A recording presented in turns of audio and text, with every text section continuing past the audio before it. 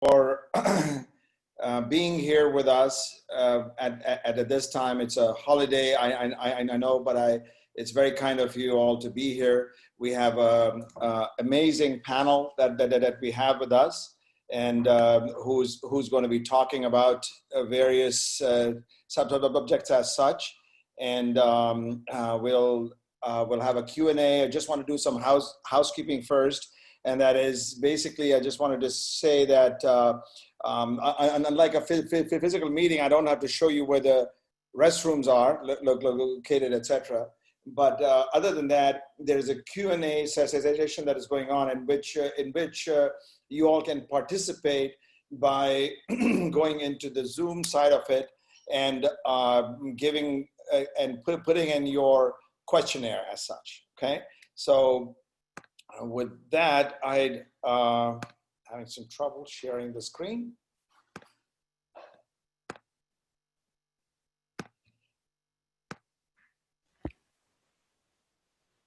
We just did another session without any hassle whatsoever, and now with this, do you see my screen? Yes, you're good. Okay, okay, excellent. So, so let me start by introducing our esteemed panel. Colonel Lawrence Wilkerson is a retired U.S. Army colonel with 31 years of service. He was the former Chief of Staff to the U.S. Secretary of State Colin Powell from 2002 and 2005. And if you recall, during that period of time was the famous speech of Secretary Powell to the UN, which Colonel helped prepare. And I will let him speak about that, how he feels about that issue himself. He's a professor of the government for the past 16 years to the College of William and Mary. And he gave the commentary on Why We Fight, which won the Grand Jury Prize for Best Documentary in the 2005 Sundance Film Festival. And for those who do not know Colonel, you are in for a treat. I just want to warn you, you're going to hear some stark truth from this man. Medea Benjamin is known to a lot of people. She's a co-founder of Code Pink and the Global Exchange. New York Newsday called her the most committed and effective fighter for human rights. Anybody who knows her knows that she's all over the place. I do not know how she keeps up with it, but she's in New York one day, she's in Iran one day, she's in Venezuela the other day. So she's all over the place. And you can see her dancing with Teague in Miami one day. So she's all over the place. She was with many other women. She was nominated for the Nobel Peace Prize also, but she has won a lot of prizes as herself. She's the author of 10 books, including Drone Warfare, Saudi Kingdom of the Unjust, and about Iran. That was the last book as such. Mnar Muhawesh started her career as an independent multimedia journalist, mainly because she didn't think that the mainstream media was going to be the right way of conveying the information. Because what she wanted to do was responsible journalism, which concentrated on civil liberties, social justice. She's the founder and CEO of Mint Press News. If you have followed Mint Press News, it has broken some very important stories, and it has become the global network that it is today, thanks to her. She's the host, producer of Mintcast podcast, and also behind the video series, The Headliners. The Mintcast podcast, if you have not heard that, please download it and become, subscribe to it. It's a very interesting podcast. She was the first woman to wear hijab while anchoring news in American media. And she's faced a lot of backlash over the years. And for her courage, I can only applaud her. So with that in introduction, you can understand that we have a very highly educated and informative panel.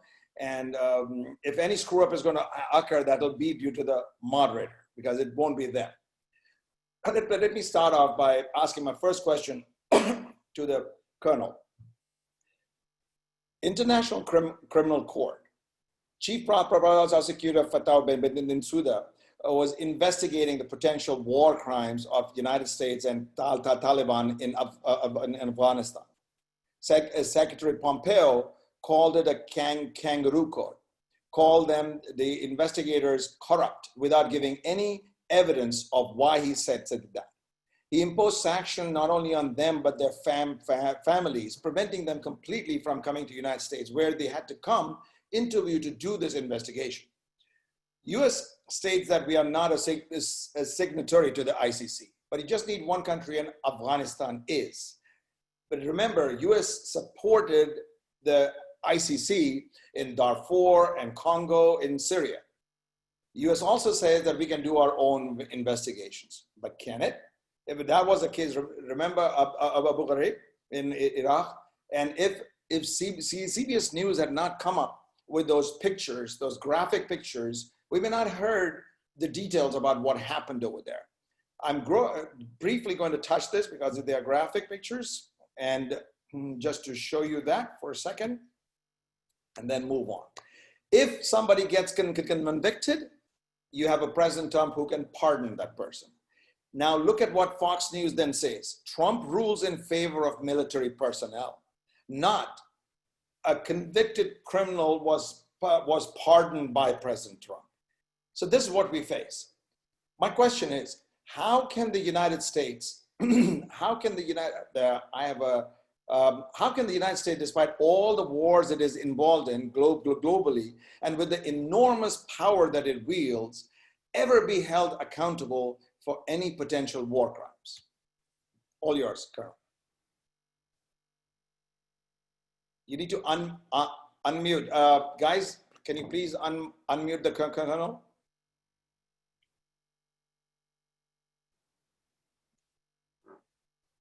Small technical difficulties that we start off that way, but hopefully it'll get corrected as we go along. Can we unmute the Colonel's speaker, please?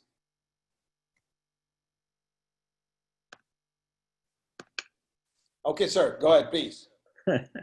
Sorry about that. Let me take you back to Paris about 18 months ago when I happened to be there, looking with the French and the Germans at some way to hold the United States accountable for its acts of torture. And we happened to be briefed by the young investigator, not a prosecutor, but investigator, because they were in the first stage at that time, they being the ICC, on the case against the Taliban, Afghanistan's government, and the United States. And it was a pretty powerful case, even in this particular stage where rules of evidence don't really weigh in. They're just trying to find out if there's a reason to go to the second stage. Well, they did go to the second stage, and now, as I understand it, they're at the stage where they think they have enough of a case to actually pursue it. Why won't they pursue it? And this is a direct answer to your question. The US will never be held responsible so long as it has the power of the gun, as Mao Zedong said.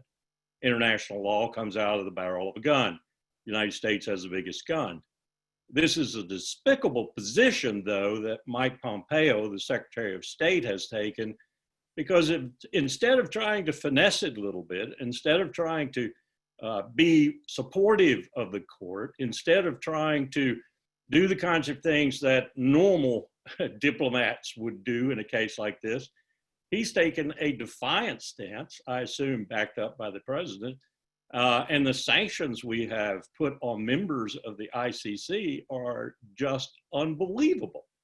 I've seen John Bolton do this from the State Department with the articles that we went around the world getting to protect our troops on bilateral basis with each of the countries. This is far more heinous and despicable than that. All I can say is the United States is looking for a way to be the worst reputation national entity on the face of the earth, and it is succeeding. Thank you very much, Colonel.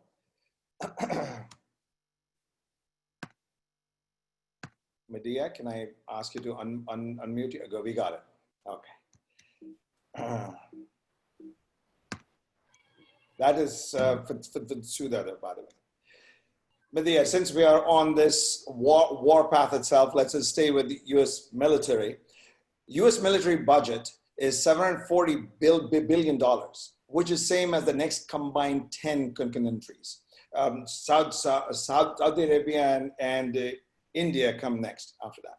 15% of the federal spending and almost half the discretionary spending goes to the military. The largest office building in the world, which is 6.5 million square feet, and the biggest employer in the whole world, with 3 million people, is the Pentagon itself. Washington Post had said that the money that we're spending over there, if we use it for we could use it for universal health care, health insurance to 30 million, or there is still money left over for in infrastructure, which is crumbling all over the country as we know it. The Iraq war was 2 trillion. The war on terror was 6 trillion. This information is there from Brown University. There's a huge movement now to defund the police. And it's not give zero money to the police, but to take a portion of that. That's what defunding really means. So take a portion of that and redirect it to the social programs. Trump threatened to use the military. General Mattis came out with a scathing rebuke of that. 10 generals, including surprisingly General Miley himself, said no to that. Do you think the recent events have created an opportunity to finally reduce the military budget? Should we be asking to defund the military? Absolutely. There is no doubt that our military budget is way out of control, especially as you compare it to more than 10 other countries combined, the top 10 countries, and compared to the needs we have in this country for all kinds of things. But it has been taboo, unfortunately, to talk about significant decreases in the military budget by officials that want to get elected or keep their seats. And that is because there is such a strong lobby, like General Eisenhower warned us against, the military-industrial congressional complex that includes the weapons manufacturers. It includes other countries that want us to continue. And just like China. It includes even unions where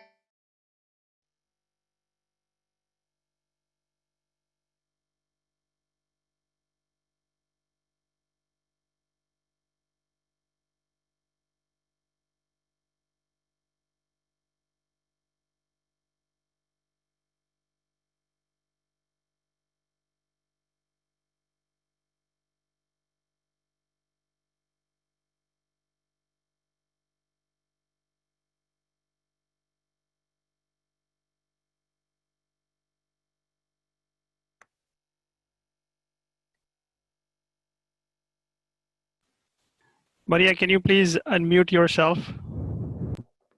Medea, your thing got muted. There you go. Sorry, we missed the last portion. If you don't mind repeating that. There's 2 openings right now. One is with coronavirus. There is a lot of questioning among people about what does national security mean. Many folks had been saying the climate crisis is a national security issue and we should be putting money into that. And now they're saying healthcare is a national crisis, and dealing with this pandemic and being ready for any other one to come is an issue of national security, and we should be putting money into that. And so there is a questioning of what is national security and how do we allocate our resources in a logical way. And then there is another opening with the call for defunding the police, something that used to be seen as very much on the margins, but now is being debated on the national scale. And I think this is making people revision what it means to keep their security safe, their communities safe. So this kind of opening does give us a chance to ask the same question on the international level and to say, isn't this a time when we look at our priorities as a nation and also look at how we conceive our relationships with the world, just as we're saying that police armed to the teeth aren't making our communities safer, I think that we can say a military armed to the teeth is not keeping our world safer either.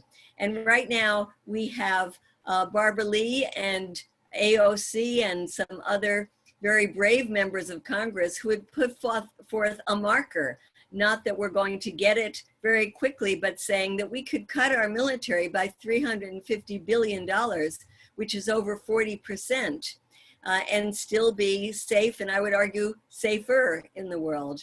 And on a more modest level, there is now amendments put forth by Bernie Sanders and others to say cut the military by 10%.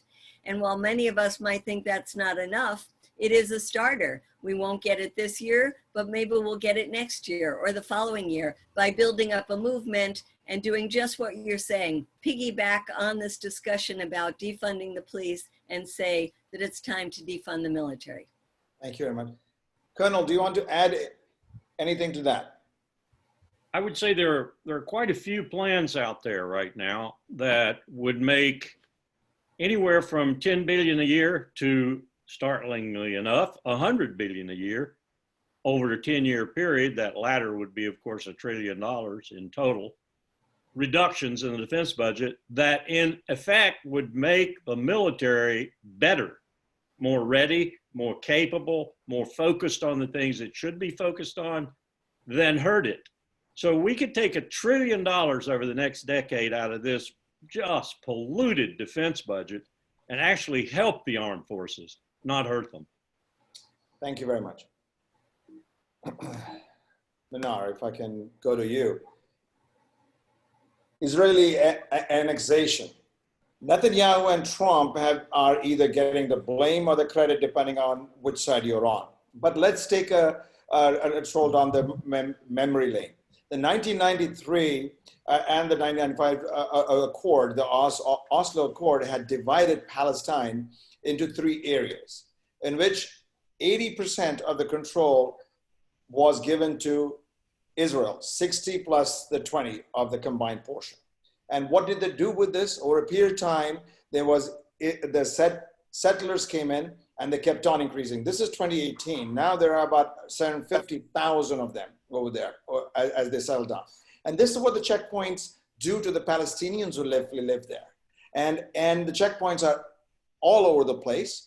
And this is what a checkpoint looks like. Imagine this at the time of COVID-19 with somebody coughing and sneezing in that group. But that's how they have to go from place A to place B to earn their living. The countries we say that this is wrong is everybody except for one nation, which said not necessarily illegal. But President Trump changed that to a no. He said that that's okay. So the stage was set by Arab leaders like MBS and MBZ moving closer to this country and giving it what it desired the most, legitimacy. West Bank, Palestinian Authority has been accused of corruption, lack of new ideas, and that many Palestinians themselves are disenchanted with that. Gaza, Hamas has easily been branded as Iran-sponsored terrorists. The biggest enabler of this state, this apartheid state, has been the United States itself. Christian right and the Zionist lobbies make the policies which make us do what we do over a period of time.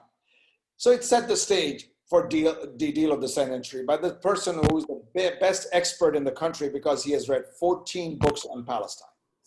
So this is how Trump and Jared Kushner proposed the plan. This was the blue, is that their map. Netanyahu said, okay, Palestine, you're not coming to the table, so I'll take that and more. The green swath of land is Jericho, and it's completely surrounded over there. My question to you is, it seems so unjust. The future appears terribly bleak. Can anything really be done to prevent or oppose is Israeli annexation of the Palestine land? Thank you. Well, I think that there's been a mass mobilization within the Palestinian territories. Just in the last couple of weeks, we've seen hundreds of thousands of Palestinians raise their fists, raise their flags, and get on the streets and demand that the annexation project end and call it for what it is. It's an expansion of apartheid, it's land theft, and it's Israel's attempt to target more Palestinian agricultural land, water, and resources.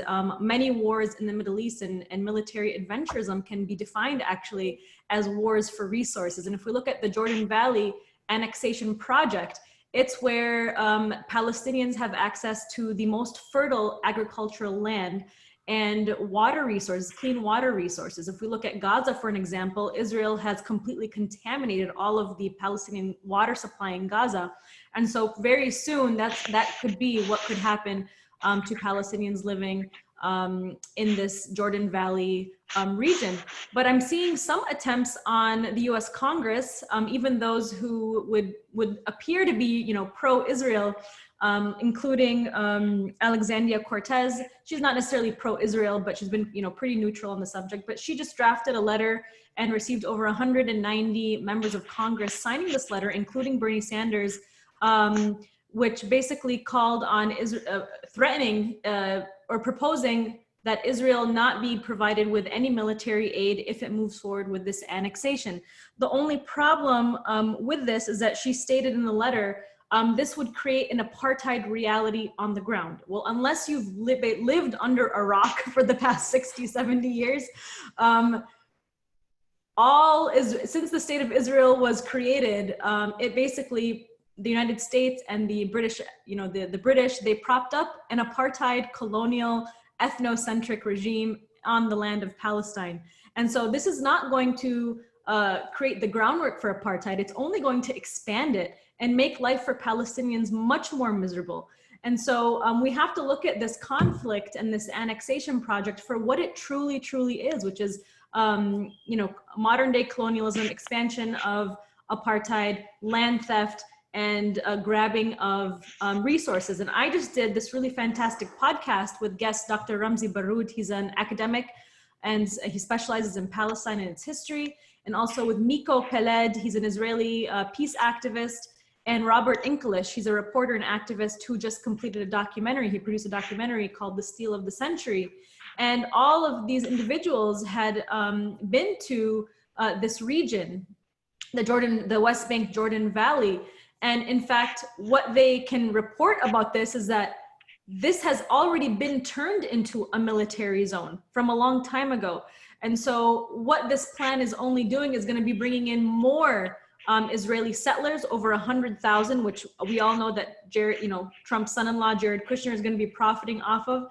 It's going to push more, it's going to segment Palestinians even more, making it much more easy for Israel to control Palestinians.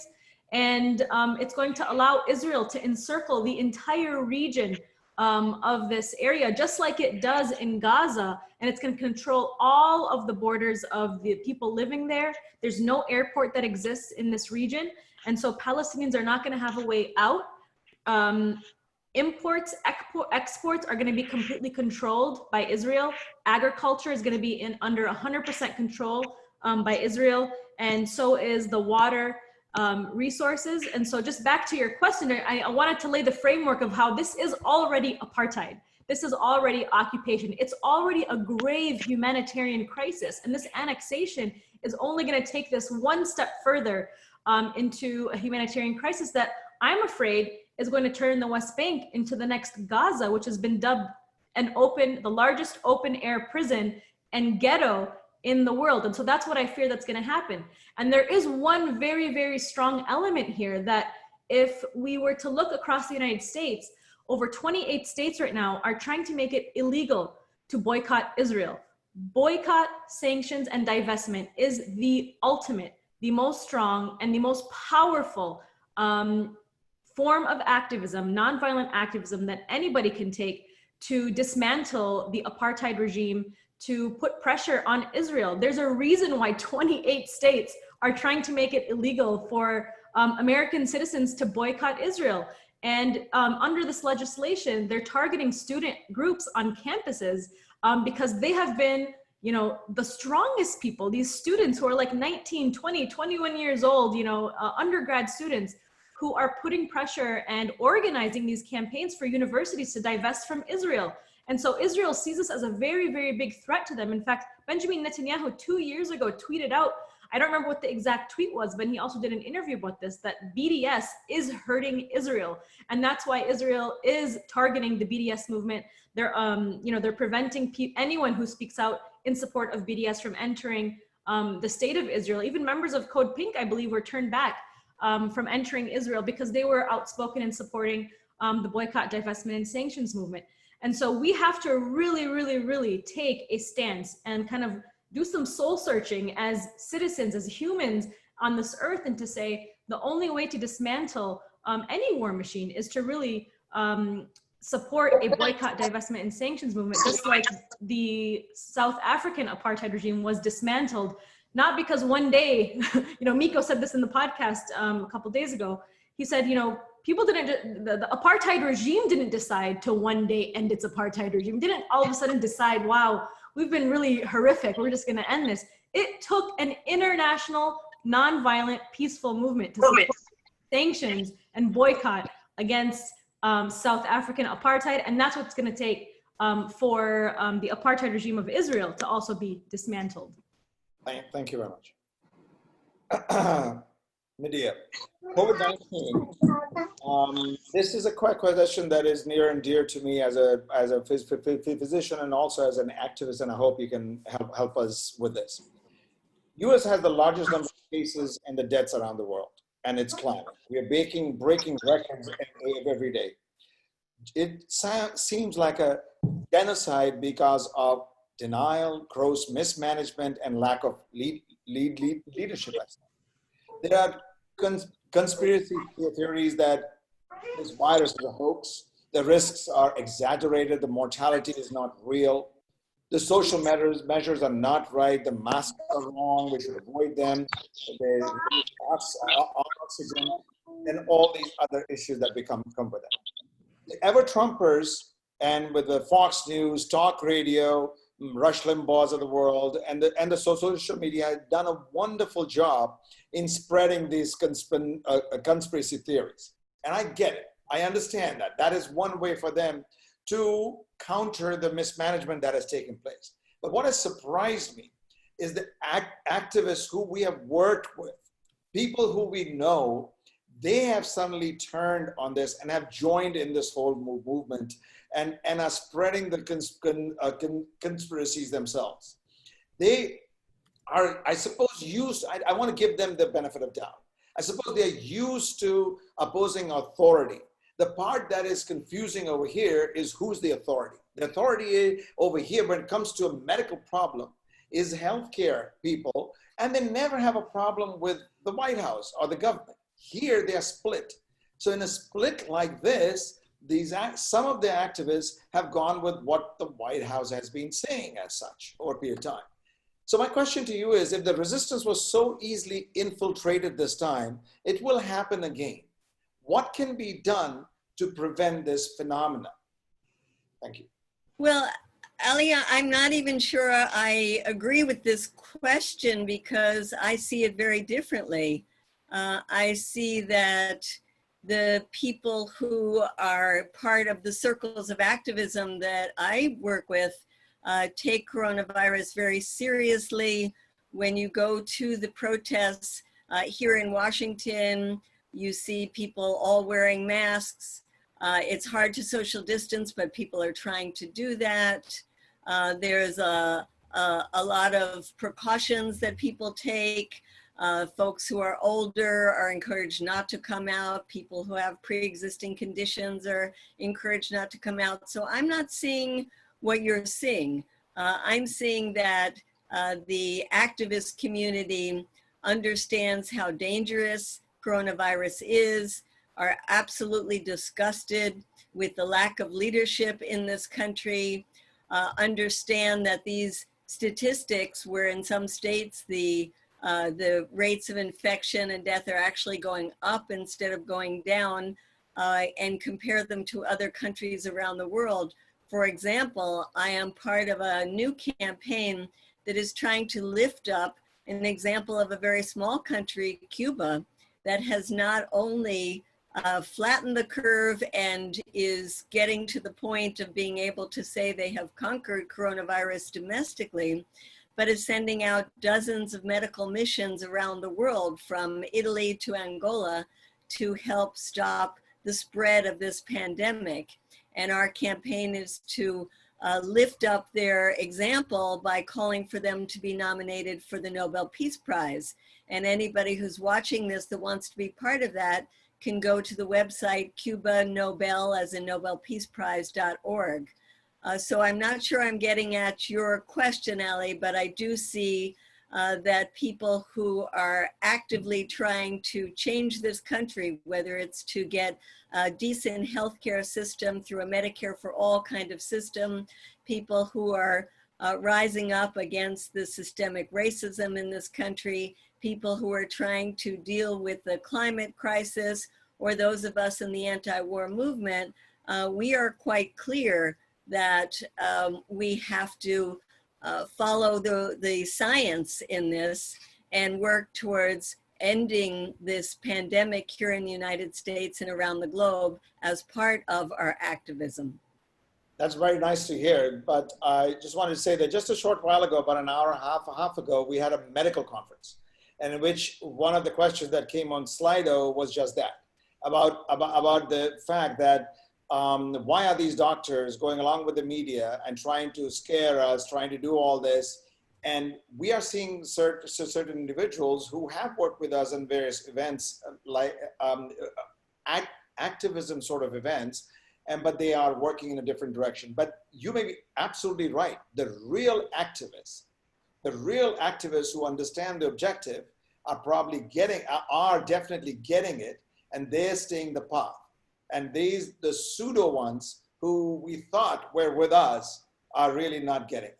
So well, people are certainly confused, and also people do want to get back to a normal life. They want to get out. And so I think a lot of it is psychological to say that I don't know anybody perhaps that has gotten this. I want to get on with my life. I need to make a living, whatever the reasons are, and perhaps they convince themselves. But I would say that people really in the activist community, no matter the issue that they are focused on, understand this and look around the world and see that the places where they are dealing with the pandemic in a way that is making their communities safe have been doing it through things like social distancing and using masks and other precautions. Excellent, thank you. Colonel, Iran and the war on terror. Iran has been called many times by all the people around us as the number one state sponsor of terror. Al-Qaeda and ISIS, we know, are the mortal enemies of Iran, which is a fact. And we also know that their ideological origin through Wahhabism, etc., is to Saudi Arabia, UAE, and some of these other places over there, but they are our friends. Impeachment, during the impeachment, in the midst of the impeachment, Trump needed a wag the dog moment, and he assassinated General Soleimani and the Iraqi General Abu Mahdi al-Mohandes. They brought us to the brink of war, which the Iraqi war would have looked like child's play. Pence, Pompeo, Esper, Fox News all called Soleimani another Osama. There are many people in America who really think that to be true.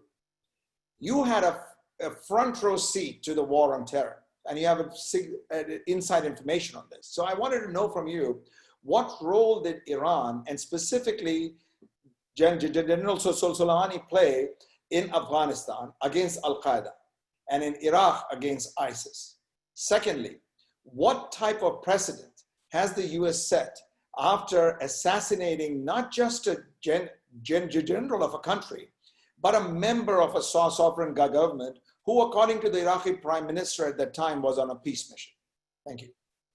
Well, you probably know that at the time I went on American television and I said this was one of the dumbest, most incredibly stupid strategic moves the United States had made since the actual invasion of Iraq in 2003. Since that time, I've had an opportunity to look at it a lot more deeply. One Iraqi friend of mine from Iraq expressed it this way: you took out the man who was doing the best job of defeating the Islamic State, ISIS. That's a pretty stark way of putting it.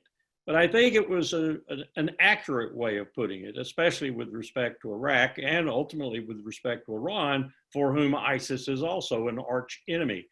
So it not only was a strategic error in the timing and the way it was done and the precedent it set, which your second question illustrates. This is an incredible precedent for the leading, supposedly humanitarian and legal and otherwise reputational power in the world, the United States of America. Sometimes I wonder how I can say that. Our reputation is in such tatters these days. But you just don't do this sort of thing. You don't set a precedent of killing a member of another state's government in such a public fashion.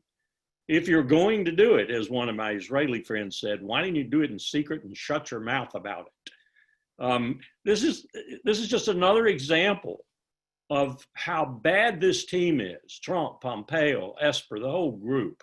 But it's also an example, as began after 9/11, of how rogue the United States has become as a state in the world. And as one of my Cuban friends said, you're the biggest state and the most powerful state in the world, financially, economically, militarily. So when you go rogue, it really hurts a lot of people. It arguably hurts the entire world. So I simply cannot wait to get rid of Donald Trump, fully knowing that there is an apparatus in this country, the national security state, that is ready to take Joe Biden or whomever might replace Donald Trump by the hand and lead him down the same primrose path, just like it did Barack Obama. So this isn't necessarily one man, but this man has put the ugliest face on it that we've ever had. And we need to get rid of him. And then we need to change this country. We need to get this country back towards the aspirational republic that those of us who thought we were doing positive things have been trying to work it towards for their entire lives, their entire careers. We have left that aspirational public. We are a predatory capitalist state, the preeminent one in the world, and we are a national security state whose raison d'etre, reason for existence, is to make war on the rest of the world. This is not a place we want to be in. After 9/11, I was just wondering if you felt that Iran should have been included in the axis of evil speech that George Bush gave. It created a great line, but were they helping us or hurting us at that time? That was a speechwriter's line, just like the line in Ronald Reagan's speech about the evil empire was a speechwriter's line. Tony Dolan wrote that. One of George W. Bush's speechwriters, I thought it was Michael Gerson, but I've been told subsequently it was someone else, wrote that, and the president spoke it. Presidents speak lines often that they don't know what those lines' repercussions are going to be afterwards. It was inaccurate. It was inaccurate because here's one for you. Two of the best helpmates that we had immediately post 9/11. The one for intelligence that was simply irreplaceable in terms of trying to thwart any future attack. The other for the help it gave us in Afghanistan were, in that order, respectively, Syria and Iran. Those two states helped us as much as anyone else. Iran on the ground in Afghanistan and Syria with intelligence. We just don't do things well anymore. We do not have diplomats. We do not have people who use other elements of national power, like diplomacy, like economics, like finance, like information, like intelligence. All we use is the military. And we have had presidents since George H.W. Bush, count them on your hand, Bill Clinton, Barack Obama, George Bush, who were so inexperienced, they didn't have a clue what they were doing while they were president, and people ran circles all around them and created what I just described, this predatory capitalist state on the one hand and the national security state on the other. And look what we have now. We have massive corporations that are so wealthy they're obscene, like ExxonMobil and Lockheed Martin, that occupy positions in both of those states. Lockheed Martin is the preeminent corporate predatory capitalist selling arms to the world, and ExxonMobil is the preeminent corporate predatory capitalist selling fossil fuel to the 42nd country in the world in terms of fossil fuel use. Yes, DOD. It's right there beside Portugal in terms of fossil fuel use. These special interests are making the decisions in America today. Not the American people, not the Congress, not the White House even. These special interests are making the decisions. Okay. You guys still see my screen share? I thought I dropped it. Okay. Yemen, Mnar. The Saudi appointed President Mansour Hadi was never really legitimate. Whoever knows the history of what happened at that time, he was elected for a few years and he kept on going. And he's just a puppet who has been installed over there. The north and Sana'a is controlled by Ansarullah, the Houthis. The south, Aden, Saudi Arabia, UAE, US, UK coalition. But despite years of intense bombing, the balance of power has shifted to the Houthis, right? The Sunnis in the north who are cooperating with the Saudis have joined hands with the Zaydis and the Houthis. The UAE and the STC who fought with the Saudis then fought against the Saudis and have taken over Aden. So under normal conditions, under normal definitions, this battle should have been won by the Houthis or be defined as being won by the Houthis. But MBS's ego can keep this bombing going on forever, despite their waning petrodollars. Will the poor Yemeni people ever have peace? And if so, what will it look like? Will it be a divided Yemen? Please. Well, I hope that Yemen doesn't get divided, because that's a colonial dream, is to fragment countries so that they can have better control over them. That's what we saw in the colonial area in Africa, and that's what happened under Western, Israeli, and Saudi, weapons and arms and humanitarian crisis that we saw in Sudan, when Sudan got split up into two countries because the West was after its oil and resources and its strategic area in Africa. And so I hope that Yemen does not get split up, but it looks like it may move in that direction, considering that the north is occupied by this, what's being dubbed as the world's worst humanitarian crisis, where 23 million people are facing famine right now and could die at any given moment. The death toll in Yemen has reached over 100,000, if not more. Cholera, dengue fever, and other diseases that, we haven't even seen in over 100 years have now made a comeback, and it's all man-made.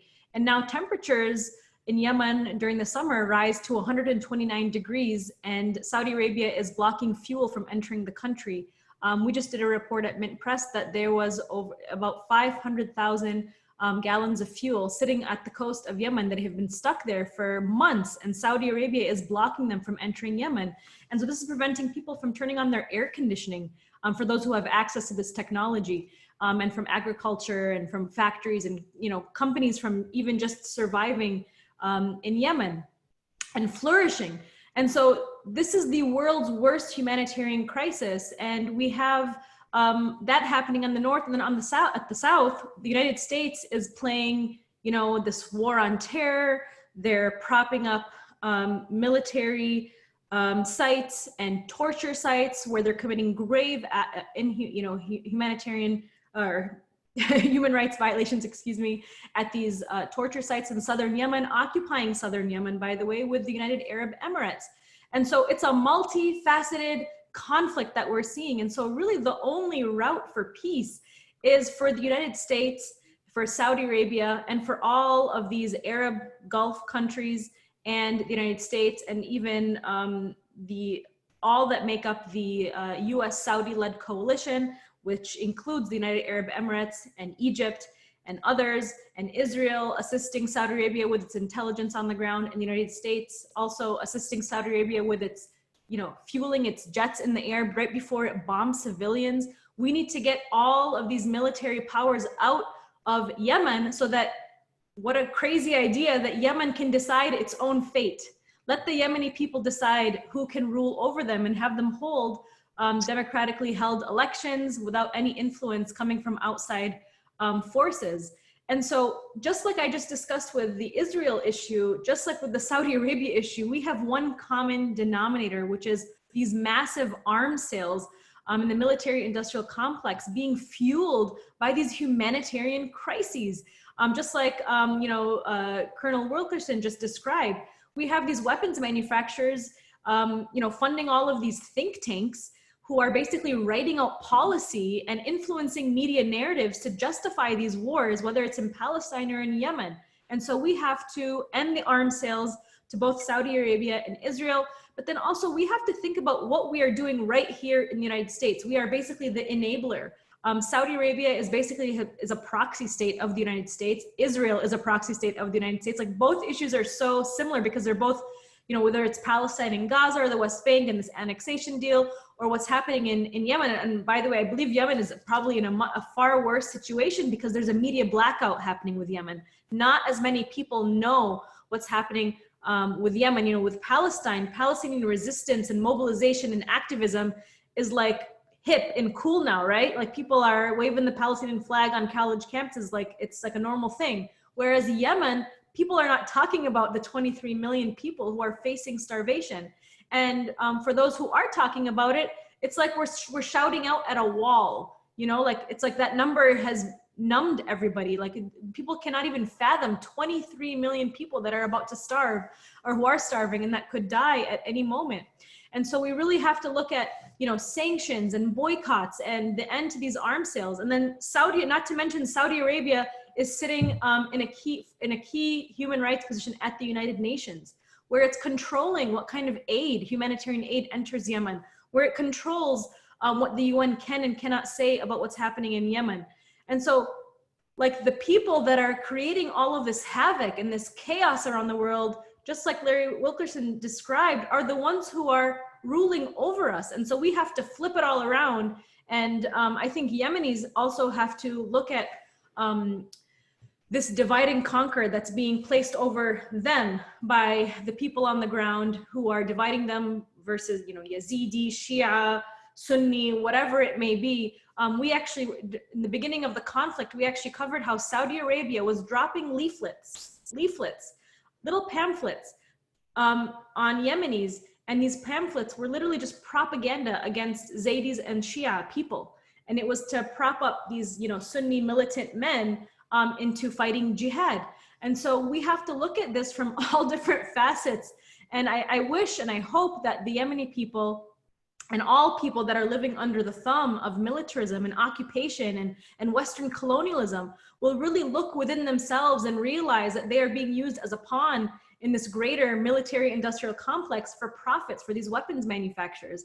And they will find the power within themselves to say that, hey, we have the power, we have the strength, we have the courage to stand up and rise, because really at the end of the day, it's only the Palestinians that can set themselves free. Of course, we need help, from the world, but it's really up to the Yemenis too to stand up against the sectarianism, the militarism, and just unite on all fronts to resist this military occupation. Larry, do you want to add anything to that? All I would say is she's absolutely correct. This is a tragedy.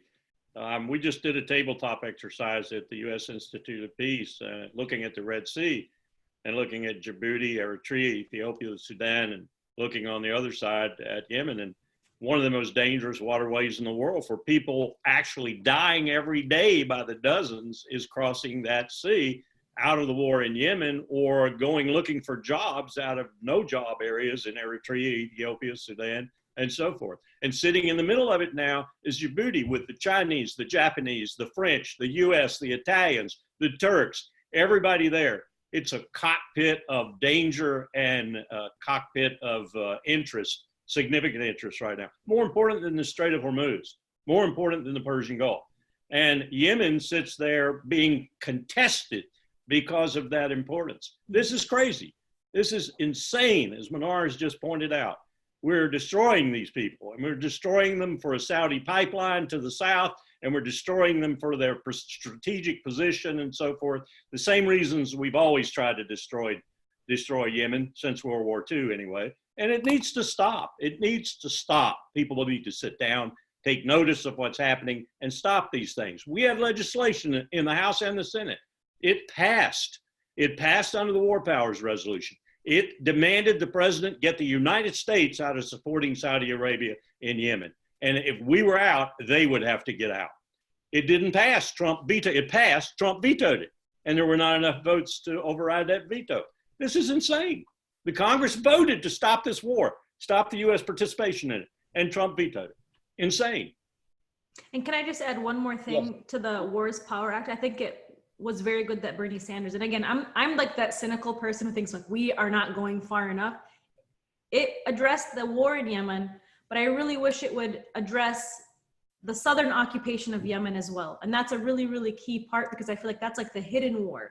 That's the hidden part of the war that there's not a lot of coverage are. You know, luckily we've been covering it because, you know, Mint Press has been trying to break this like media blackout on what's happening in Yemen. We have a correspondent there, we have a producer there who are Yemeni, you know, people there trying to amplify what's happening there.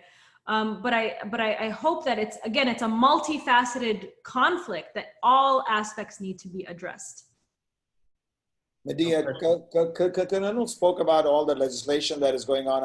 I know you have worked very hard in this regard. Do you want to add something on this issue? Well, in addition to legislation, we talked about things that people can do on a more grassroots basis. And when Mnar talked about Palestine and Israel, you brought up the boycott, divestment, and sanctions. We have a relatively new campaign, a number of different organizations that are finding ways to boycott Saudi Arabia. And when you look at where all those petrodollars have gone, so many of them are right here in this country. Think tanks in DC, universities, Ivy League schools in this country, businesses. I remember when I first discovered that Uber had a couple of $1 billion of Saudi money, I thought, oh gosh, I'm gonna start using Lyft. And then I realized that Lyft had billions of dollars of Saudi money in it as well. So we have to look at these different ways that the Saudis are have invested in our own economic system and use our power to try to expose that. Getting universities to reject Saudi money, getting think tanks to say they won't take it anymore, getting the dozens of PR firms that are taking Saudi money to be embarrassed and stop renewing those contracts. And then there's the fact that the Saudis are hosting the G20 meeting this year. This, for anybody watching this that doesn't know, the G20 is the yearly gathering when the most wealthy countries around the world come together to talk about problems that are affecting people all over the globe.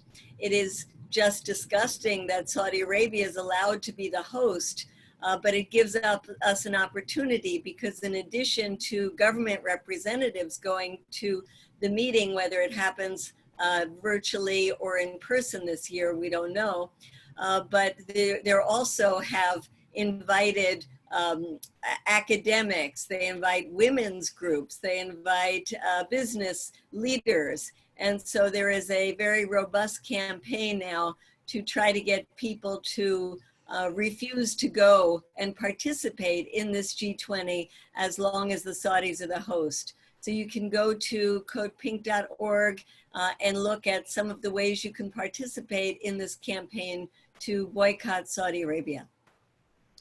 Thank you very much.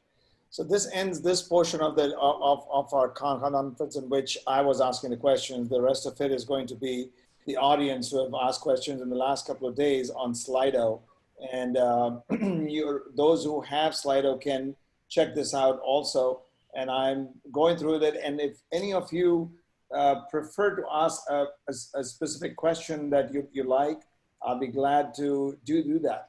There was one from Gary G to Colonel, with trillions of dollars in profit involved, can we imagine the military-industrial complex will ever allow United States to not enter or start new wars? That's a question that my fellow military veterans who are concerned about this as I am ask ourselves every day. As a matter of fact, we had a conference this morning on that very subject. We looked at the NDAA as it currently exists, and you would not imagine the pork we identified in that NDAA. If John McCain were still alive, he'd die. There is so much pork, so much unnecessary material, if you will, in that National Defense Authorization Act. And look who presided over it. Adam Smith, the Democrat, Jim Inhofe, the Republican. And it is full of things that even the military doesn't want or need. This is how they operate. The only way we're ever going to take this on, we agreed this today.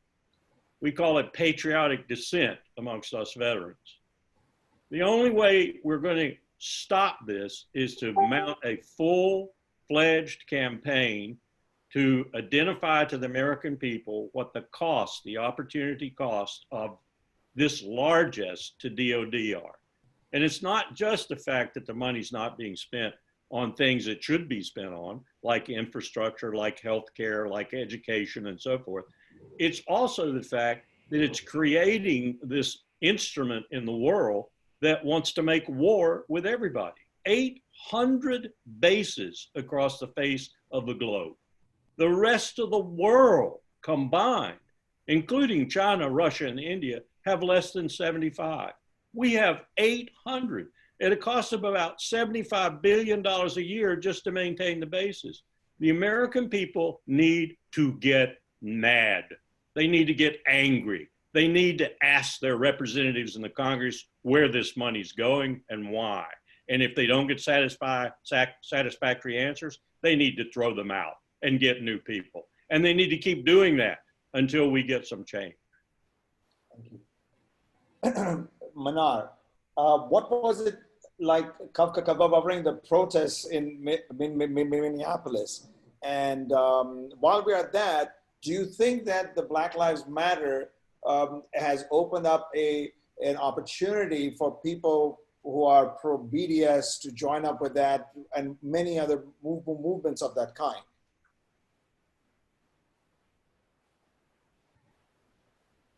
Oh. You good? I'm sorry, can you ask that one more time? Sure. I'm sorry about that. The question here was, what was it like covering the protest in Minneapolis? We know that you were reporting on Minneapolis Press and on social media in great detail about what was happening. You were going on the ground and reporting for there. And how was that? And my question, in addition to that, was: does this give us an opportunity for joining and coalescing of various movements in which there is oppression that is going on, like, BDS? Well, it was pretty incredible being on the ground. I'm used to being an editor, working in the backgrounds. I haven't really been reporting on the ground for a while. But when George Floyd was basically suffocated and killed by the Minneapolis PD police officer, Derek Chauvin, it happened right here in our neighborhood in Minneapolis. And so, just like a 10-minute drive for me. So I had to go on the ground and see for myself what was happening. And it was incredible to see the community, the Minneapolis community, coming together for such a cause, for Black Lives Matter, for, against police brutality and income inequality. And the reason I say income inequality is because for the past 3 months that, for 3 months prior to George Floyd being killed, we were all quarantined. And so during this time, there were some very massive pent up frustrations and angers to the entire system. So including, unemployment issues, economic issues. People were extremely, extremely frustrated, especially in this, South Minneapolis district where George Floyd was killed, and he was obviously killed over a $20 bill. So it was very significant This killing triggered a mass movement. And just going down there and interviewing people and hearing their grievances, it was really a big eye opener that, you know, this is not just about police brutality. This is about an entire system of oppression. And again, it goes all the way back to everything that we're discussing here today, which is the military industrial complex, the militarism, the 1%, this entire system that we have in place, the structural racism, injustices that are happening in this country, the exploitation of we the people, the infringements on our civil liberties, and the extraction of our wealth under the guise of COVID-19, where billionaires like Jeff Bezos and Bill Gates and Warren Buffett and you know, so many, you know, Michael Bloomberg, their profits have like soared, you know, times a million, not a million literally, but you know, so much during the pandemic. And it was, you know, not, you know, like this doesn't go back to your conversation about the pandemic. The pandemic is real, but it was also used by the 1% to extract as much wealth and accumulate so much wealth while everybody was afraid and scared. And so we saw this very mass movement against this entire system that really roots back, finds its roots back into militarism, where we have a media who works very hard to distract us, to create fear, and to dehumanize people of color, whether it's here at home or brown people abroad, whoever it may be. And so just seeing all of these people come together was very incredible. It was very inspiring. And something that was really interesting too was that the community, despite all these economic hardships, was coming together to feed each other, to help each other pay for things. You know, moms were out there getting free diapers and wipes for their kids, single moms. And, you know, the pantries were all open for people to get food because the city of Minneapolis has failed us. The state of Minnesota has failed these people, these communities. And so has this the entire country. And if you look at like what's happening in DC, for example, DC is like the capital of empire, right? Yet it is the heart of gentrification in this country. It's the heart of income inequality in this country, where, and so all of these movements that we're seeing, these mass protests, were just, you know, the killing of George Floyd was just a trigger for this bigger movement to just, you know, to express these frustrations over this overall system of oppression and systematic racism and injustice.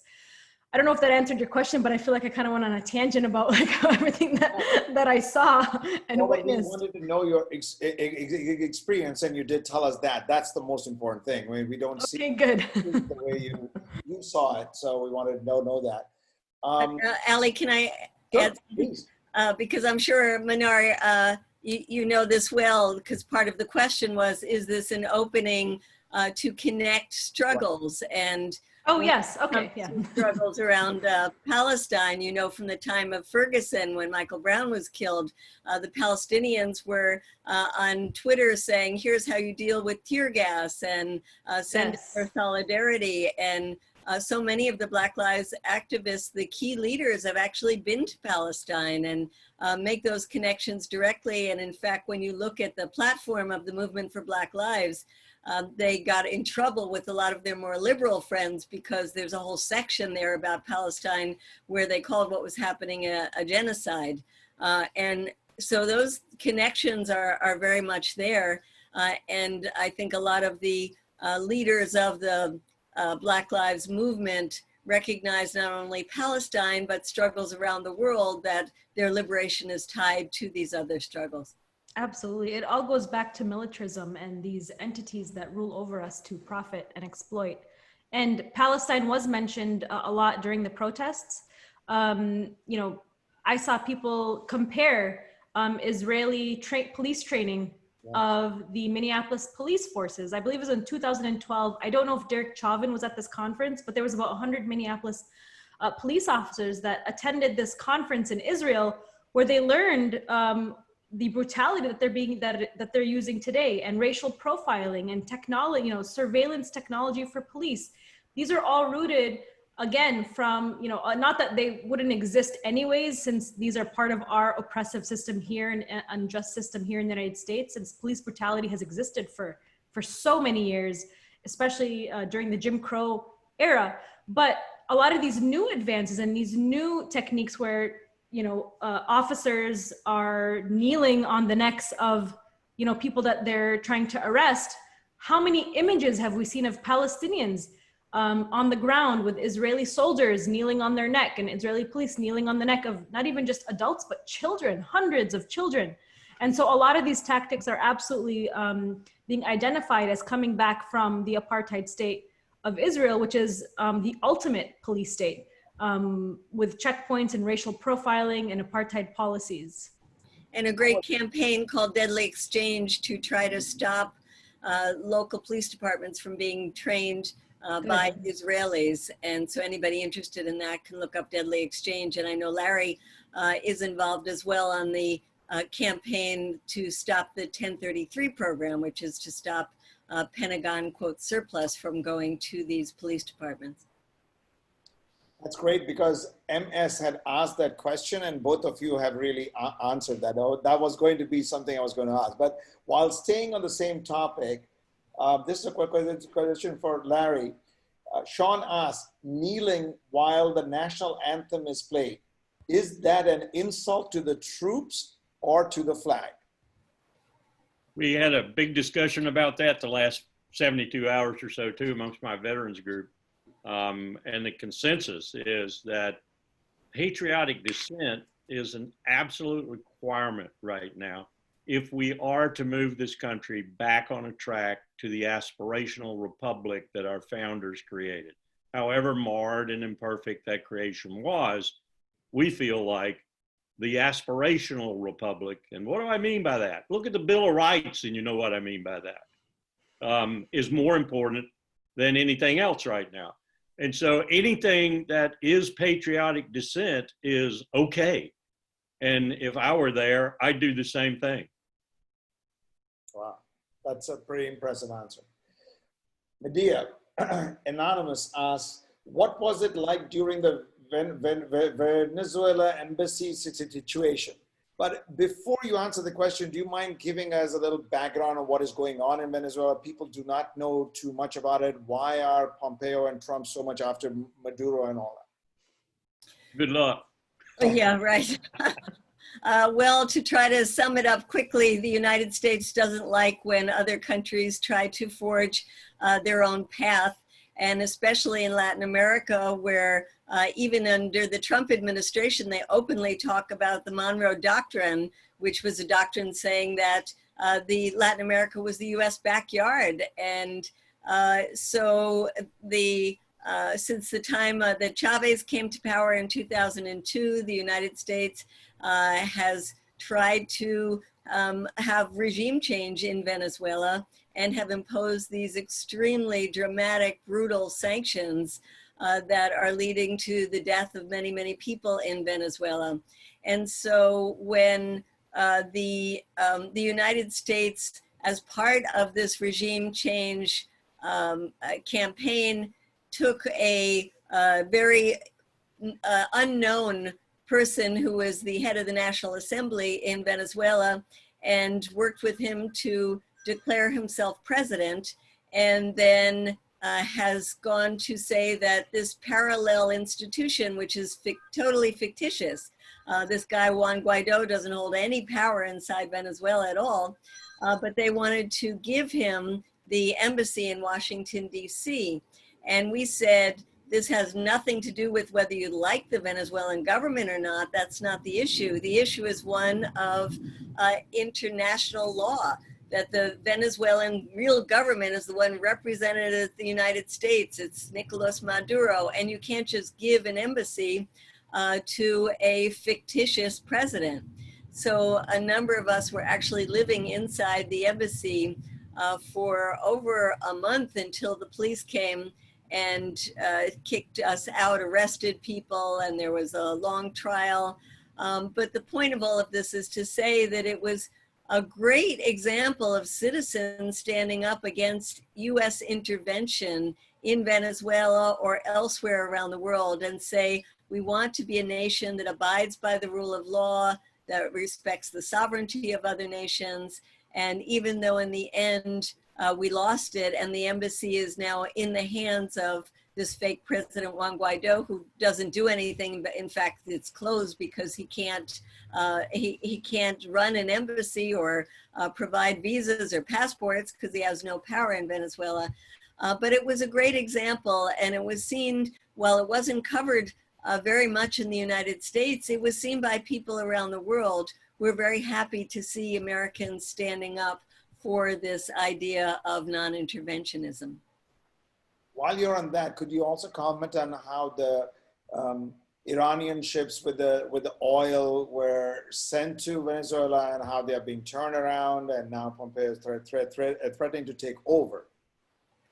Well, with all the US threats and threats directly coming from Donald Trump himself, the tankers that were coming from Iran to Venezuela actually made their way there. And with the US imposing these sanctions on countries like Iran and Venezuela and Cuba and North Korea and more, Syria, there is a growing sense that the United States has gone way beyond the pale, and that there must be a new movement to try to get off the dollar. Because the US sanctions are not only saying US companies can't deal with these countries, but trying to say that companies in the rest of the world can't as well. And so I think in the end, this is part of the decline of the empire because the overreach is so great that many countries, including China, which of course is a major country, not a small one, are now starting to say that we need to find alternatives to the dollar for international finance. Thank you. Mnar, Khan Hussain asks, Kashmir has been the Palestine of India since 1947. Ongoing persecution of Kashmiris by the Indian military. A few months ago, the fascist BJP regime revoked the Article 370. He's made a statement, but I'll convert that into a question. How would you compare that to the Palestinian movement? And despite the fact that we say what is going on in Palestine is not, there is a lot of injustice being done over there, the bigger injustice is really not even covering Kashmir, not even talking about Kashmir. The media doesn't talk about Kashmir. There is not much activism that is going on about Kashmir. So there's a lot of similarities between Palestine and Kashmir. It's the same exact thing that is going on over there, and actually worse, because you don't even find out about it. Right, and I think that just like Yemen too, Kashmir doesn't get a lot of media attention, but it's absolutely a very similar issue to what's happening in Palestine. Kashmir, and I think it's called Jammu, I believe the other province, but it's an area in India that's home to about 12 million people, and it's basically militarily cut off from the rest of India. And it's the people there are living under full military rule in what has been described as an apartheid regime. And now that Modi is in charge, he's a total fascist. He's been described as, Netanyahu the second, right?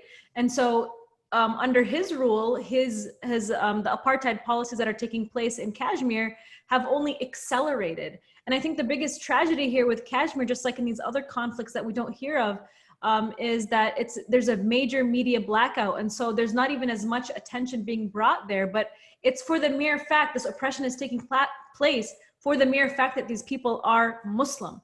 And so with this nationalist Hindu movement rising and increasing in power in India, they're using Muslims, the demonization of Muslims and the caricature of Muslims being terrorists and militant, just like, how the media does here, and how the Israeli media paints a caricature of Palestinians and other Muslims. That's how the Modi government has been able to increase its persecution of people in Kashmir.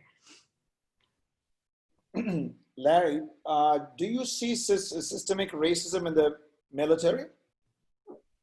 Of course. There's always been racism in the military. There's always been racism in the United States, as we're seeing once again. There's racism. I got a lot of criticism for this. I stick by it. There's racism in the Republican Party that is just rampant.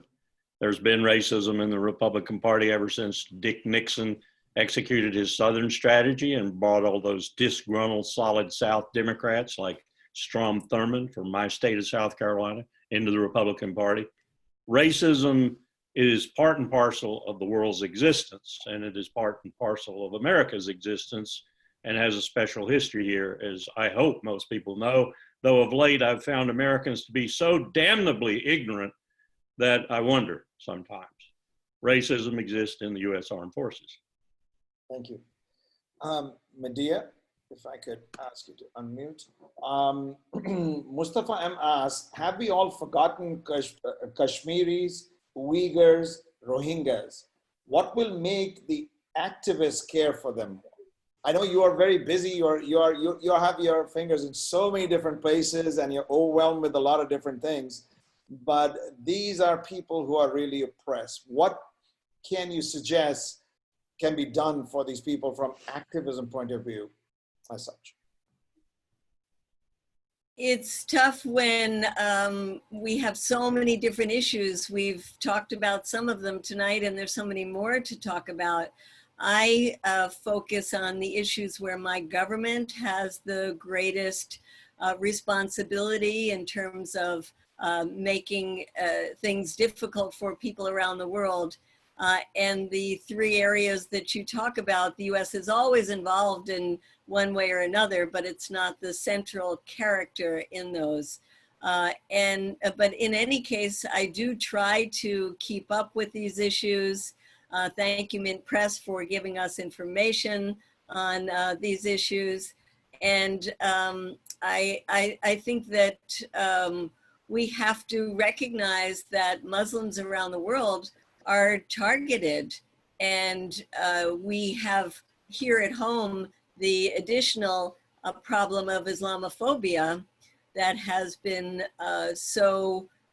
used by this Trump administration with things like the Muslim ban that bans people from entire countries because they are, many of them, Muslim countries and not particularly allies of the United States, although it changes. But my point is to say that I think that we have to be particularly sensitive towards oppression of Muslim people around the world, like the Rohingya and like in Kashmir and the Uyghur, because the United States has invaded and occupied Muslim countries, and because there is such a great and growing Islamophobia here in the United States. Thank you. Mnar, Gary G says, President Trump knows that he's losing bad and is causing voter suppression and saying this will be a rigged election. How do we proactively prepare for November? Well, I think every election in America has been rigged by the corporate mainstream media. We haven't had fair elections in this country for a very, very long time, especially considering third-party candidates are not even invited to the final debate stage. And so we are constantly left with two candidates, one from the Republican Party, one from the Democratic Party, both who are influenced and controlled by lobbyists, by weapons manufacturers, by the pharmaceutical industry, you name it. And so, Trump's statement couldn't be more true. I agree with Trump. The elections are going to be rigged, but they've always been rigged. And considering what's happening right now with COVID, we just had some, local elections taking place in the last couple of months, and they continued, yet people were quarantined. And so I don't even know if those elections should really even count. I mean, most people were in their homes. They weren't even able to vote. And so I think a solution to all of this is we actually have to dismantle the current US election system. It doesn't work. There's too much money in politics. And not to mention the corporate media is also involved in only amplifying the voice of certain candidates that toe their political line. And so we have to look at creating more parties in the United States, not even just a Green Party and a Libertarian Party as alternative parties, but we need to have many, many more. This is a democracy. If we were truly to be living in a democracy, of course, we're not in a democracy anymore. We have been now labeled as an oligarchy ruled by a 1%. But if we were truly to call ourselves a democracy, then we would need to have many multifaceted parties that represent the very diverse communities and political ideologies in this country. But that's not happening because there's so much money and influence in our political system right now. And let me say something about Trump. There is something that I do agree with Trump, is that the corporate media is very anti-Trump right now. It's very Democratic Party aligned. And while I absolutely do not like Trump, and I think that he's a very horrible person, the media is also engaging in something that is really interesting, which is anything wrong in this country, it just goes, after Trump. Everything is anti-Trump. And so we've kind of created this political ideology in this country where people are being pulled all the way to the right and people are being pulled all the way to the left on these opposite political aisles. And so it's creating a system where we don't have even our corporate media is not truly representing the current political atmosphere in this country. So absolutely, the elections are rigged. Well, Medea, if I can expand on the same concept, I understand what Mnar is talking about, being an election being rigged, but I'm talking about the physical rigging, which I do not think is going to take place in the sense that right now, if you look at the polls, even in all the states which need to be won by Trump to win this election, including Florida, he is losing by 5 to 8 points, right? So the chances of him, if things remain the same, the chances of him winning this election are small. So, but we know that his supporters may take it to the streets. They'll come out with their guns. They come out, and he may not leave easy, or he may. We don't know that.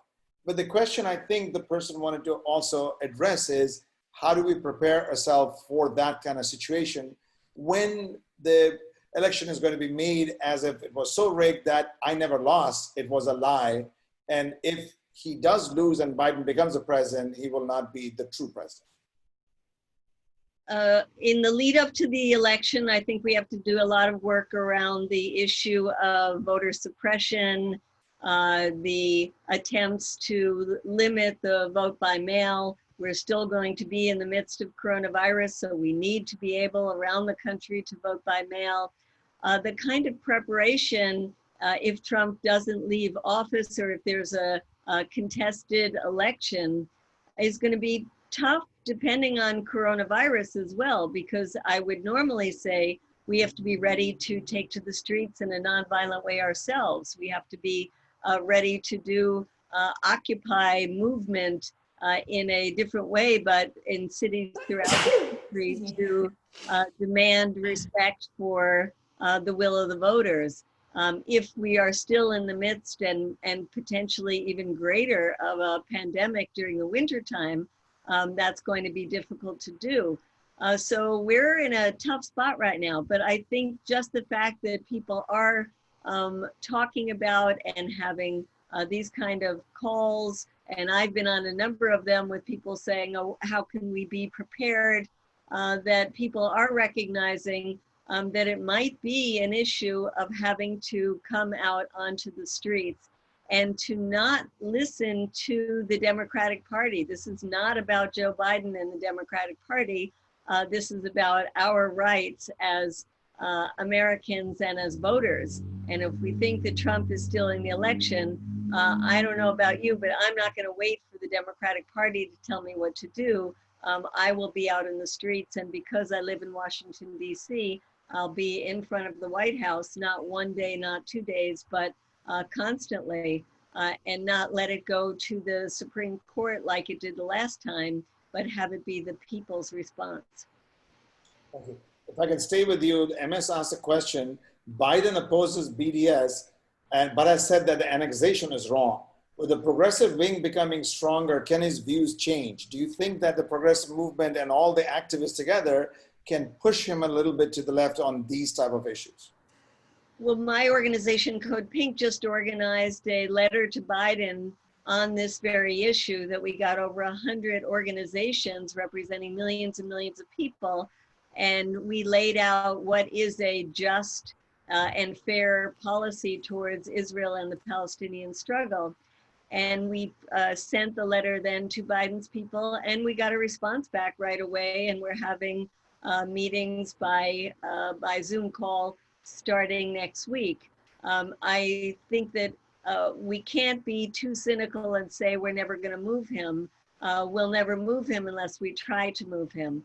And I think just as on other issues, we are unhappy with his positions on not supporting Medicare for all, not going with the call for revisioning policing in this country. And at a time when we're talking about defunding the police, he's talking about putting hundreds of millions of dollars more into policing.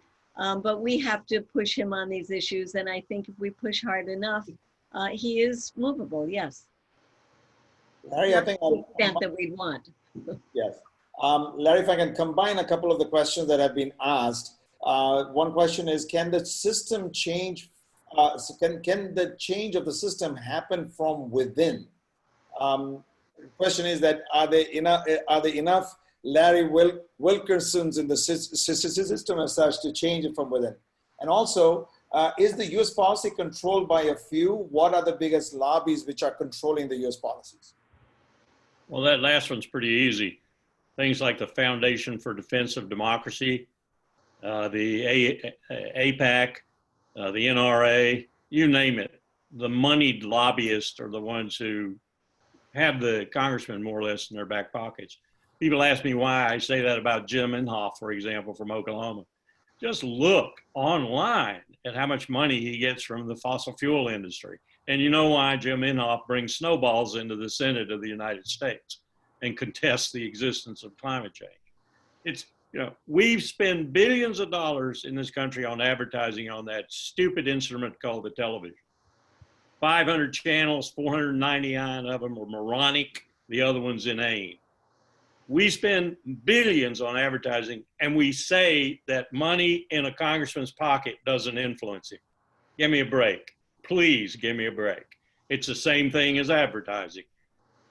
We have a problem, a significant problem with politics in this country right now. And I don't necessarily disagree with some of the other people's characterizations of it, but politics is the art of the possible, one step at a time. And the first step right now is to keep Donald Trump from deploying the United States military to polling places across the country in November and threatening people who are trying to vote. That's one potential crisis. Ulysses Grant did it in 1876. He did it to help blacks vote and to keep the KKK off their backs. And we might say that that was a good use of the military, but it was unconstitutional. That could happen again, and it can happen in a very dangerous way. Other crises I could describe to you that we've been looking at in the task force that I belong to also. So first thing is we got to have something like an election in November that a great majority of the American people get to participate in. And we hope that the results of that are that Trump goes. That's the first step. We have to take that step. I don't agree with Medea that we can go to the street with our M16s and expect to win. We aren't going to win. I never said M16s. Whatever you're going to take. You need to take something powerful. Non-violent. Because there are 300 million firearms in this country, and 90% of them are in the hands of Trump's base. You need to take something more powerful than your mouth. People. Okay? This is a dangerous situation. We need to get beyond this situation. Coronavirus makes it even worse. We've seen it in Georgia. We've seen it in Minnesota. We've seen it in Michigan. We've seen it all across the country in primary elections. We have got to get through this period. If we don't, forget it. We're not going anywhere else except to a fascist state. We need to get through this. I'll ask one last question to Mnar, and after that, I'll throw the floor to each one of you. If we have not covered anything, if you want to say something, please feel free to say that. Mnar, somebody asked, MH asked, what inspired you to go into the media? But at the same time, I want to ask you, how would you inspire the others who are listening over here, the young girls and boys? How do they get into the media? Obviously, getting into the mainstream media is not easy, but so you have provided an alternative medium for them to express themselves. So please talk about that. So should I answer the first part? Yes, Or, okay, so although I was born and raised here in Minnesota, my family is Palestinian American, and they moved us back to Palestine when I was in the 5th grade. And there I went from living in the, the pristine, beautiful suburbs of Minneapolis to living under a brutal occupying police state. And it was for the first time that I witnessed human rights abuses that we here in America could never begin to imagine. Our water was cut off. I'd go to school with, many times with half of the children not being present because they were prevented from crossing through checkpoints. And, military helicopters were constantly flying overhead. I would witness bulldozers bulldozing Palestinian homes for not having the proper permit, even though those homes would be, standing up to over 100 years in those areas. So I witnessed a lot of human rights abuses. And when my parents had decided that enough was enough, and I'll try to make the story very short because it's a very long story, they had decided to move us back to Minneapolis because we had been Americanized. We weren't ready for this kind of lifestyle. Even though we loved Palestine, we wanted to live there. We moved back to the United States in 2001, just a couple of months before 9/11. And I could not get Palestine off my mind. I had suffered from PTSD because I had witnessed, again, so many human rights violations. I had witnessed Israeli soldiers shooting at police, or Israeli soldiers shooting at small Palestinian children trying to cross through checkpoints, but they couldn't. They would throw rocks. Anyways, and so I would turn to the media when I was 12 years old and almost turning 13 to, keep up to date with what was happening back home in Palestine. And the media was dehumanizing and demonizing Palestinians. Women were oppressed. They were being controlled by these dark brown, aggressive, men. Whenever they'd show women, the women were covered. Whenever they'd show men, they'd, be bearing arms, and they're indoctrinating their children. It was like this total Islamophobia. But I just found it amazing that the media had flipped the narrative on Palestine and Israel. What I had witnessed was apartheid, colonialism, militarism. But what the media was presenting was the opposite, that Palestinians were the oppressors, and Israel, poor Israel, is the only trying to be a democracy in this Middle East, was being oppressed by the Palestinian people. And so that was my first experience witnessing media propaganda. And I had, was almost 13 years old. And so I was mature enough to kind of see how the media was working. And while I couldn't get Palestine off my mind, the kids in my class were so just not in touch with reality and how the rest of the world worked. They were, partying, drugs, drinking, you name it. And, interested in brand names. And so I just felt like an outsider. I felt like an other for a long time. And then a couple of months later, 9/11 happened. And then again, I was sitting in my classroom and I witnessed CNN. I think it was like a couple days after 9/11 happened, and CNN had played this video of Palestinians celebrating Eid after Ramadan, handing out candy, but there was no noise to this video and no sound. And they were saying that these Palestinians were celebrating 9/11. And I was like, there's no way Palestinians were celebrating, 9/11. And a couple of days later, CNN was forced to retract, and they posted a very, very small retraction because activists and people who were following the media had contacted them and said that this video was of Palestinians celebrating Eid. So it was just another example of the media using propaganda to dehumanize Palestinians. And then I sat there again in my classroom for several months watching the media beating the drums of war, and again showing images of women in Afghanistan being controlled by the Taliban, and the men again being aggressive and controlling, and women not having access to education. And I just like, all of these dots were being connected in my mind that these narratives were being used to promote this militarism and these wars overseas. And so from right there and then, as a 13-year-old, I had decided that I will be the voice for not only Palestinians, but for all people who have suffered under military rule and who have lived under these grave human rights abuses. And I literally, from the age of 13, I continued to pursue and study journalism and keep present, you know, with what was happening around the world. I became a news and political junkie, I guess you could call it. And I went on to pursue journalism. And and part of this journey too was also learning about my own faith, because on this journey, the media was bombarding me, even as a Muslim American, with so much propaganda about what Muslims and Islam is. And so I was also being inundated with this Islamophobia, and that Islam is oppressive towards women. You know, the hijab represents oppression. Women are treated as second-class citizens. The men are very aggressive, they're abusive. All of these things were also, despite me trying to challenge them, were also in the back of my mind. And so through that journey, I decided to wear the hijab when I was 19 years old. And I still continue to pursue journalism, but my own family, people in my network, they told me, they laughed at me. They actually mocked me and said, Mnar, if you wear hijab, no one's gonna hire you. No one's gonna take you seriously. And I said, because you are telling this to me, it just put a fire under my feet even more. And it motivated me to be even more outspoken. And maybe that's just being a Palestinian woman, I don't know. But anyway, so I went on to pursue journalism despite everybody in my family and network telling me that I would never succeed. And I broke barriers. I became the first American woman to wear the hijab to anchor the media and in the news in the United States. And I worked in corporate media. I was a producer with KARE 11, an NBC station here in Minneapolis.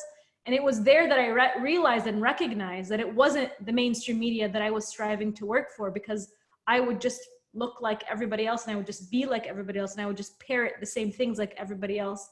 And so that's when I went on to start my own after college, my own blog, Mint Press, and then I later, within a couple of years, through the support of my own networks, turned it into the global news source it is today. And so what I say for young people who are trying to pursue journalism is, you know, the media industry, if you're trying to pursue journalism in corporate media, it's very difficult, number one, to get into in the first place.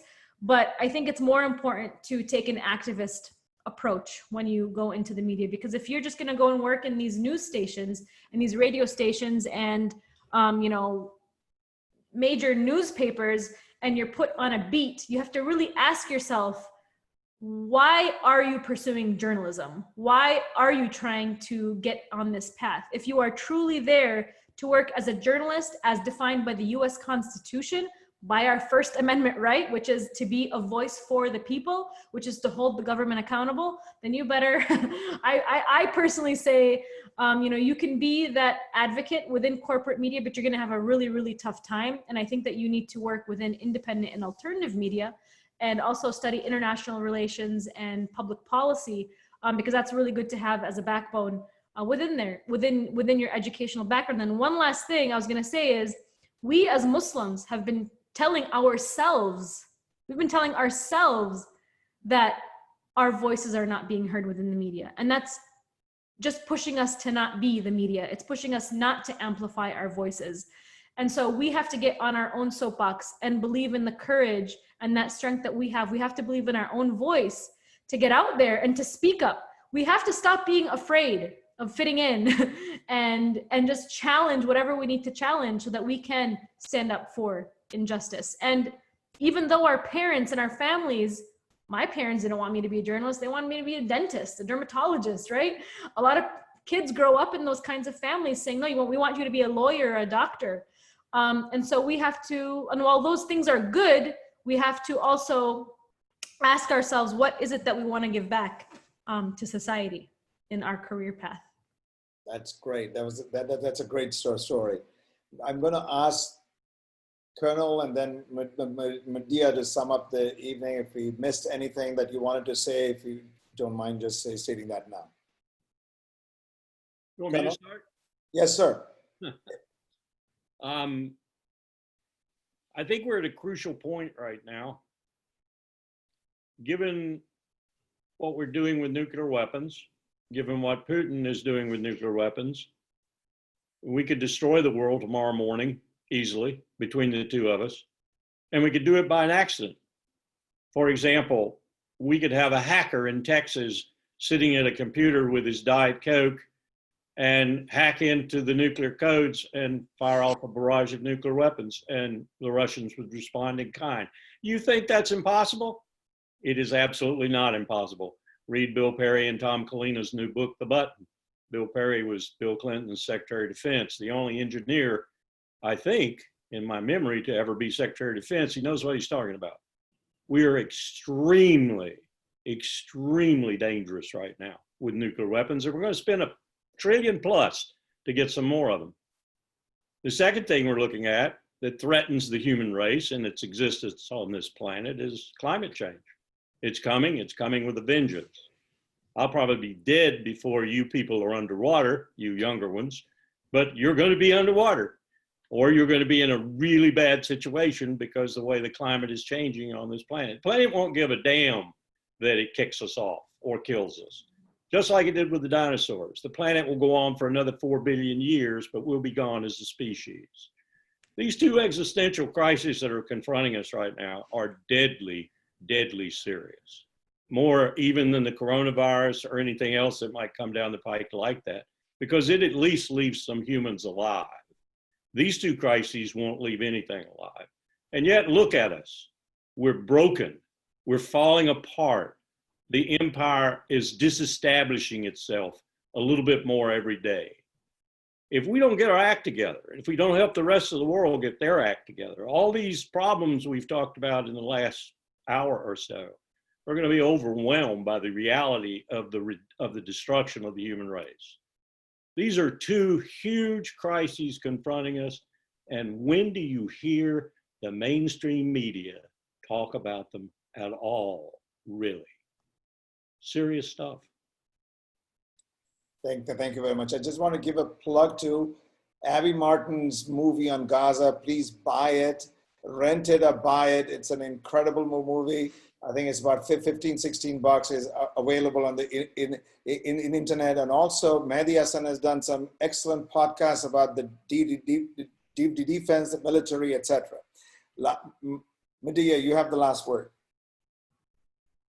I think it's been a great conversation, Mnar. I loved hearing your story. I hope it's inspiring to young people who are watching this evening. And I take to heart what Larry just said, and I love to listen to Larry wherever he's speaking.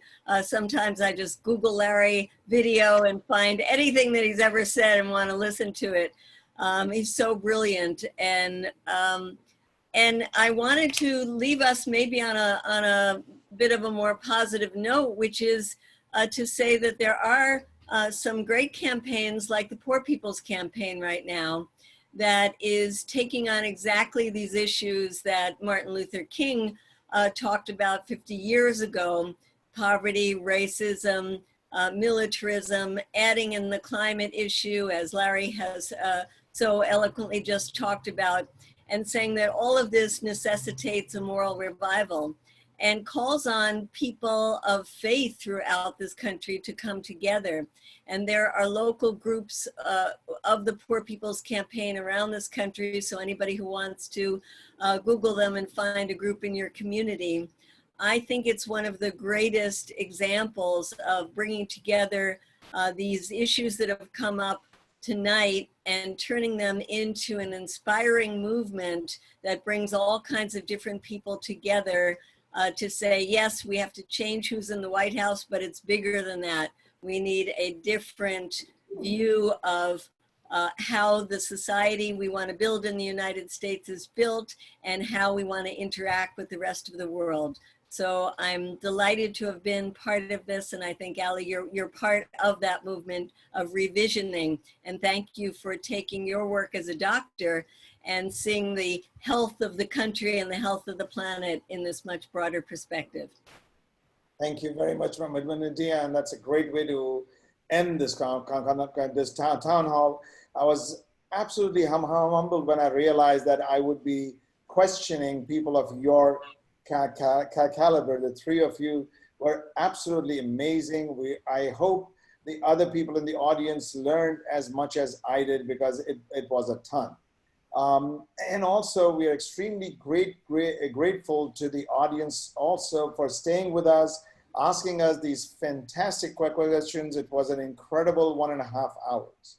And with that, I want to end the town hall And I want to introduce to you all Maulana Abbas Elia, who has been in the board of trustees and the founding member of Muslim Congress. He's world renowned. He's the resident alim of Zainabia Center of Seattle. He travels all around the world. He's a skier. He does hang gliding. He's a spiritual guide for so many people around the world. Maulana, the floor is yours. Thank you very much. Good evening. Good night. Salam alaikum.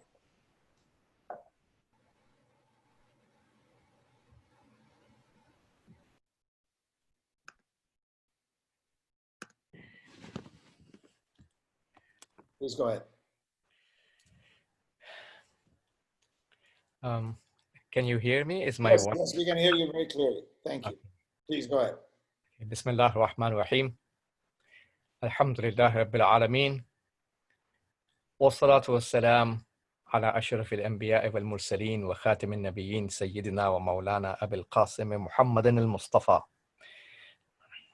wa ala alihi al-tayyibin al-tahirin al-ma'sumin wa ala ashabihi al-muntakhabin al-muntajabin واللعنة الدائمة على أعدائهم أجمعين.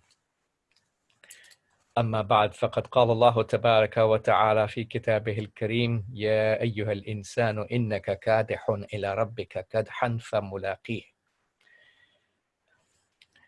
It's a pleasure for all of us at Muslim Congress, the Board of Trustees, the Board of Directors, the volunteers, to have all of you respectable guests as our guests in this 16th annual Muslim Congress virtual conference. It won't be as successful as it is without your participation.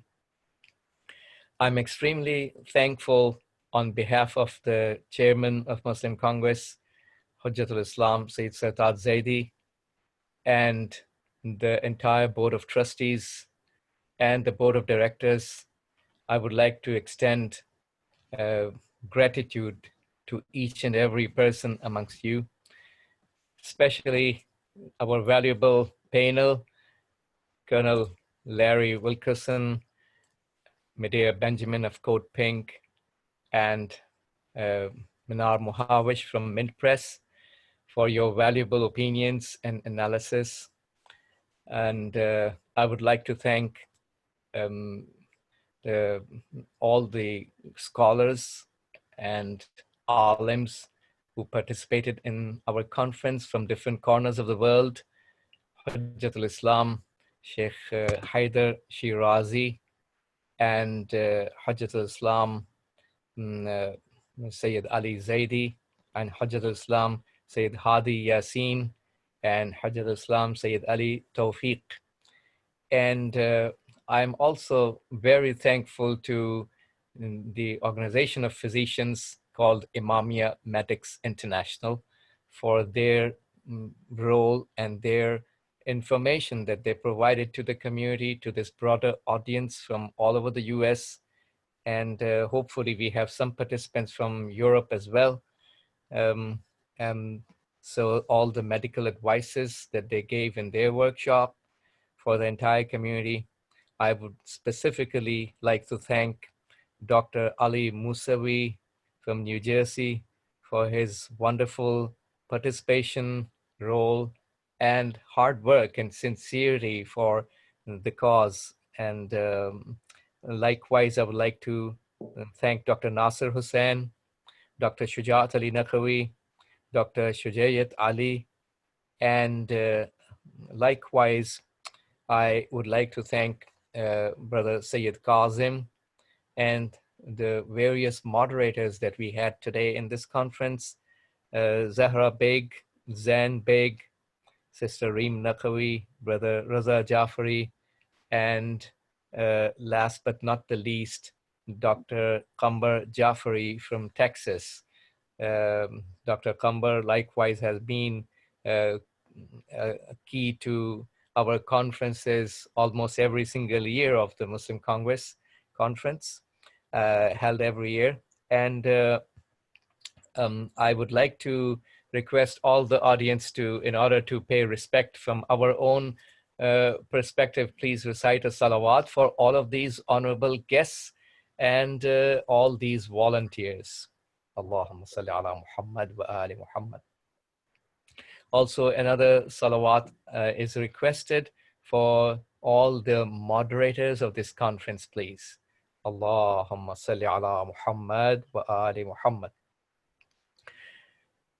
We cannot thank you enough for your hard work, especially Dr. Musawi. I've been listening to the way you are, mashallah, professionally conducting these town halls. We are extremely thankful, and we pray Allah subhanahu wa ta'ala increases in his tawfiqat for you and your respectable family.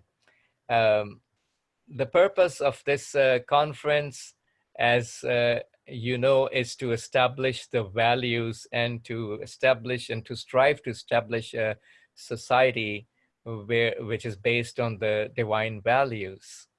And this ayat of Holy Quran, just to end my speech on this point, this ayat of Holy Quran is teaching us that, oh, you, the human, you are striving hard towards your Lord, and you're going to meet him. We all are in the pandemic situation of COVID-19, where we are for the most part, unable to travel in these times. But there's one travel that is still continuing, and that is our spiritual travel towards our Lord. And that spiritual travel requires the tools for its success.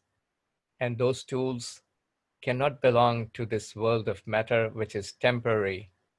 I recall my teacher, Ayatollah Jawadi Amuli, Hafadahullah, was saying that everything other than the soul is temporary and an obstacle in the way of closeness to Allah. And all what is found on the planet Earth, all the material things, are going to depart us, the humans, before we depart them, and thus cannot serve as the necessary quote-unquote luggage, zad, that we are supposed to carry with us towards Allah subhanahu wa ta'ala in this constant travel towards him. So material belongings of this world are temporary and are adornment to this world, not to the human being. Whatever becomes part of soul can be the luggage, quote unquote, the zad that we can carry with us. And those are only two things: ma'rifat and iman on Allah subhanahu wa ta'ala, and actions that we do for the sake of Allah to acquire and attain his pleasure. So ma'rifat and taqwa are the real luggage that we are supposed to carry, the real zad that we are supposed to carry based on the Islamic value system. Again, to conclude, I'm very thankful to all of you, especially once again, the board of directors who have been working so hard in various fields to make sure this conference takes place successfully, all the volunteers that help them and are working hard. Likewise, on behalf of the chairman and the board of trustees, I would like to thank all of you.